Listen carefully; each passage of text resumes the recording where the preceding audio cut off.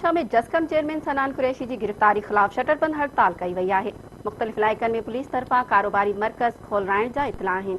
उन हवाले से वधीक अपडेट करे रहियो आहे मेराठी जो रिपोर्टर मंजूर बुगियो। जी मंजूर, इन हवाले से ॿिया कहिड़ा तफ़सील अपडेट कजो।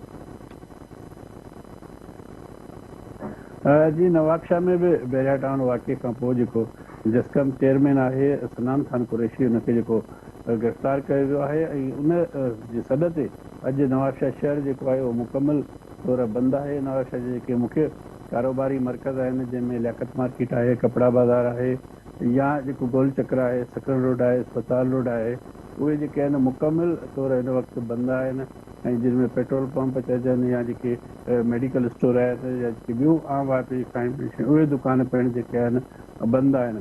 जेके कारकुन आहिनि उहे कोशिशि कनि पिया त रोड ते अची को मुज़ाहिरो या धरणो हणिजे, पर पुलिस हिन वक़्तु जेका आहे उहा सॼे शहर में चौकस आहे। हर चौराहे चौक ते पुलिस जा जवान अलर्ट आहिनि, पुलिस मोबाइलूं बीठियूं आहिनि, जंहिंजे करे जेके कारकुन आहिनि जस्कम जा उहे को मुज़ाहिरो न पिया करे सघनि या जेके उन्हनि खे को एहतजाज करिणो उहो न पिया करे सघनि।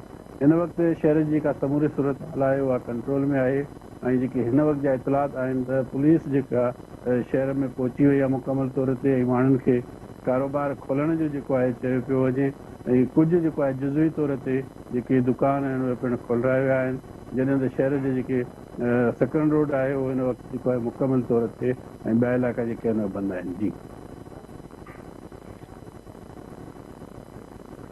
तफ़सीलन का आगाह करण लाइ मंजूर अवां जी महिरबानी।